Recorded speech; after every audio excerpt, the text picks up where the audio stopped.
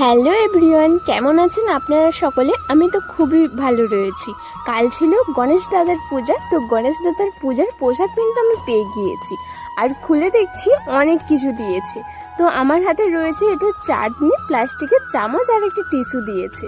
আর এখানে রয়েছে পোলাও, আর তার সঙ্গে রয়েছে গণেশ দাদার এবং আমার ফেভারিট লাড্ডু, আর তার সঙ্গে আলুর দম। এই খাবারের কিন্তু কোনো রিভিউ হবে না, তাই আজকে আমি বলেই রাখি এটা কিন্তু কোনো খাবারের রিভিউ ভিডিও না। আজ কিন্তু আস্তে আস্তে বেশ কিছু জায়গায় আমি কিন্তু গণেশ দাদার পূজা হতে দেখেছি।